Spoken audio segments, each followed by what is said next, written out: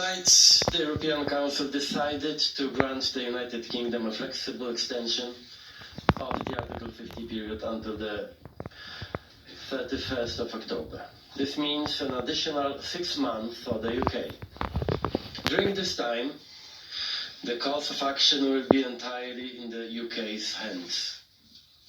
It can still ratify the withdrawal agreement, in which case the extension will be terminated. It can also reconsider the whole Brexit strategy. That might lead to changes in the political declaration, but not in the withdrawal agreement. Until the end of this period, the UK will also have the possibility to revoke Article 50 and cancel Brexit altogether. In your dreams. The UK will continue its sincere cooperation as a full member state with all its rights and as a close friend and trusted ally in the future. Let me finish with a message to our British friends. This extension is as flexible as I expected and a little bit shorter than I expected, but it's still enough to find the best possible solution. Please do not waste this time. Thank you. Thank you. And now President Juncker of the European Commission. Oui, bonjour. Good morning, Donald. Good morning, ladies and gentlemen. We had a meeting which was sometimes difficult, but always led by our wish to reach agreement amongst the 27 and with the United Kingdom. Now, from an institutional point of view, I would simply like to say that the Commission is entirely satisfied with the outcome. We have agreed that there may be occasions where the 27 will need to meet as 27 without our British friends in order to discuss the future developments.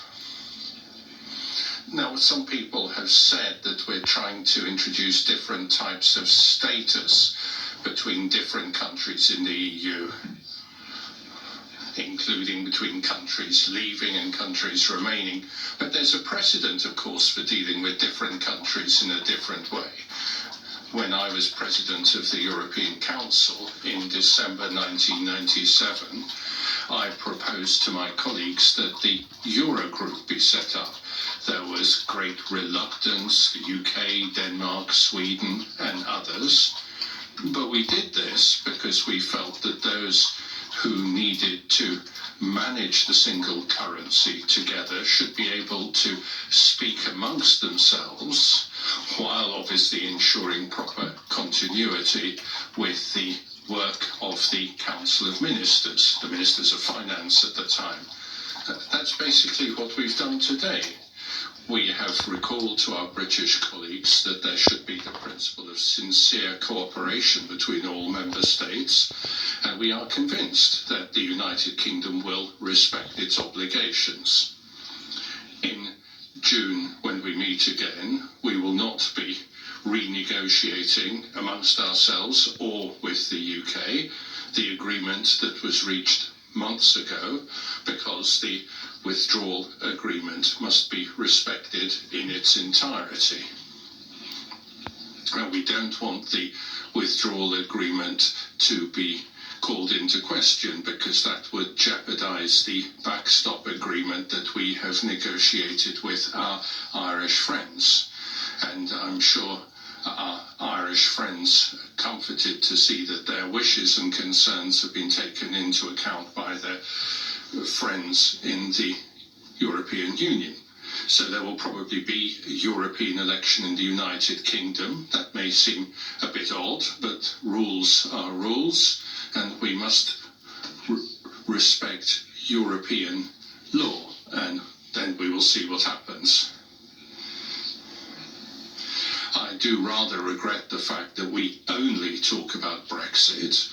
I read the European press this morning. Brexit, Brexit, Brexit. But President Tusk and I reached an agreement that no one expected with China, and yet there was hardly anything about that in the international press. Well, Le Soir, China's none of your course, business, gave that's a why. detailed report. I mean, they did, it's true. After all, Le Soir reports well on things. The Neue Zeitung.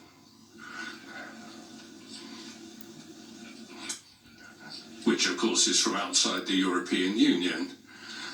Le Soir did report on what I consider to be a historic agreement. But what it proves is that we are over-focused on matters relating to Brexit and insufficiently focused on other matters that we work on.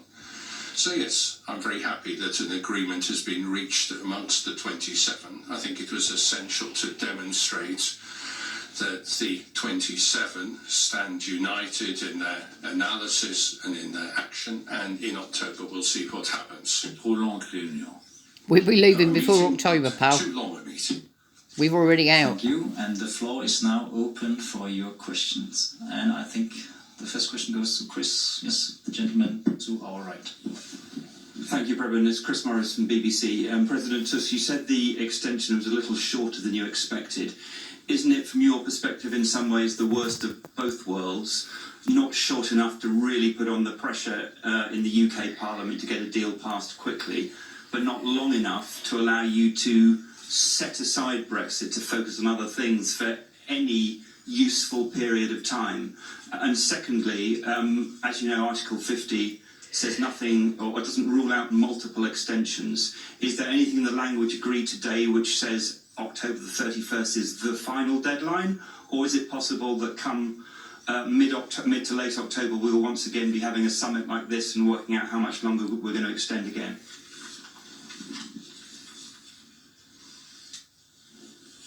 I think it's always better to have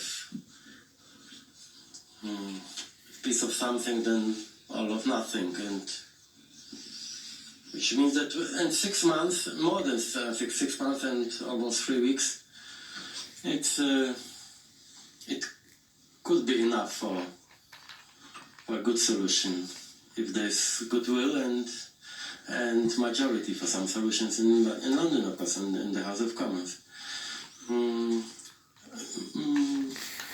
Generally, I'm satisfied because it's, as you know, not only today's discussion but also our preparations showed that this idea of flexible extension was not so obvious for some of our partners, and this is why I think we have to be maybe not happy but satisfied by this solution. Our intention is to finalize the whole process in October, but and the political intention was clear among the member states that our wish and our hope is that the UK will be ready with the final solution in The final solution. You're allowed to say it. the end of October. Wow. But I am too old to exclude another scenario. I think it's still everything is possible. And the second question was it's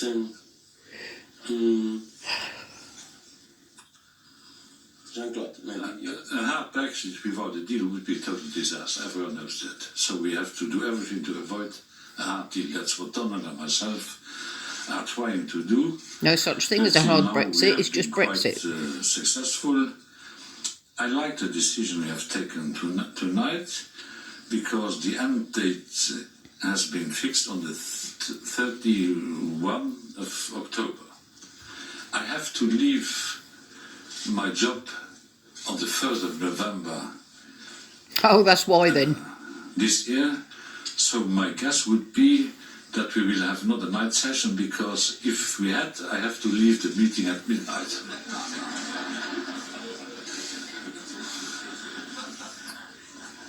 Thank you, and I think, yes, the gentleman to our left was next. Jim. Thank you. Good morning. Jim Brunsden from the Financial Times. If October is now the deadline, and if, as you've said, President Tusk, the course of affairs is now fully in the UK's hands between now and then, what is the point of this review that's been discussed for June? Why are we having this, and what can take place on that occasion if everything is now in London's hands? It must be clear. This assessment or review in June is only to update us on the progress when it comes to ratification process and the legal processes in the UK. This June is not for decisions about extension or my intention is not to discuss, but only to inform the member states about the current situation. It's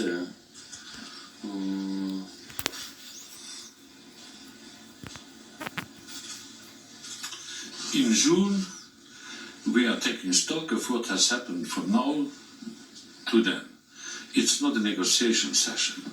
It's not another cliff edge we would insert in the normal program, as far as our programs are normally are not, but we don't have the intention to negotiate in June. The real moment, the vital moment of decision is October. In June we are taking stock, preparing the meeting we'll have later on in October. Yeah. June is not a cliff edge or a moment to take new decisions. It must be clear. Thank you, and we'll take one last question. Yes, the gentleman here in the middle.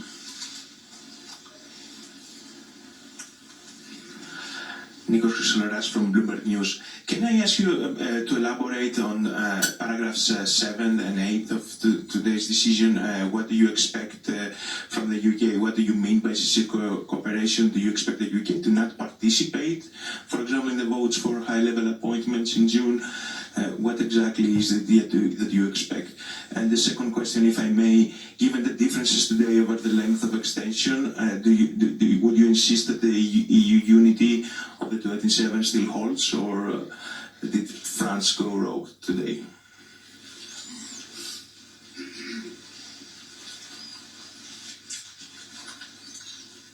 No, sincere cooperation means sincere cooperation, and we have. No, it means that we bow down to your every demand. When it comes to the loyalty to our rules and principles here in Brussels, and there's no any kind of intention to establish a new format for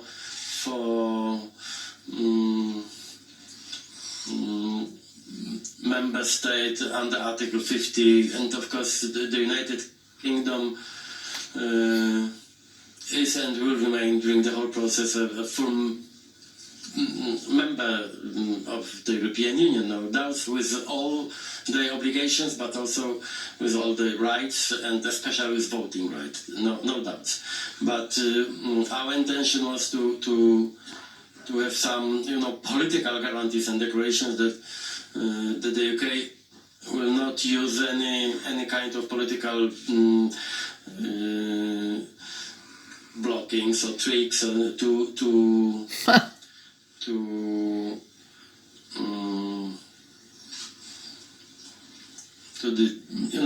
be destructive or to stop our work, or to use this possibility as a political instrument to impose something. And I think I really trust what Theresa May declared today, and I have no doubt that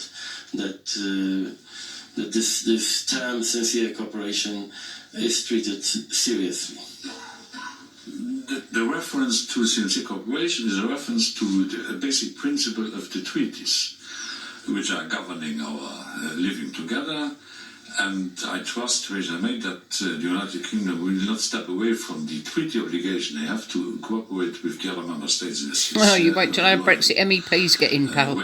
I know that in parts of Europe, sometimes in Britain too, there is this idea that Britain could block in the next coming years decisions of the European Union.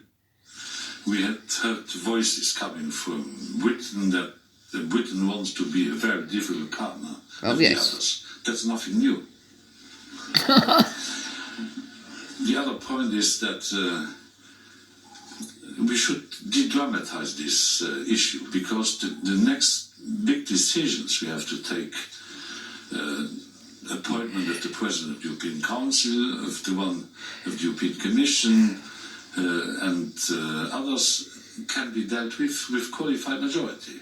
Even trade treaties have to be dealt with, and can be dealt with, and must be dealt with, if necessary, by qualified majority voting. So the possibilities for Britain to block decisions are very, very limited. So I wanted just to add this to the remarks of the President. And the second question on U27 unity. We are united enough to have a common conclusions, and this is.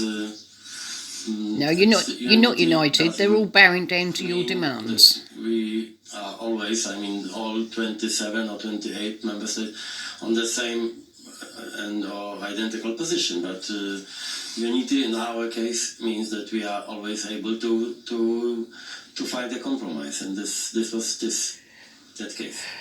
We'll have a Brexit with a deal. I would have preferred a deal without Brexit.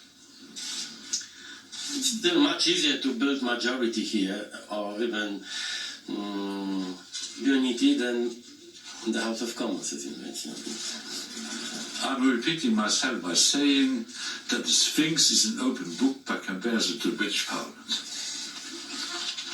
Thank you. This concludes the press conference. Good night.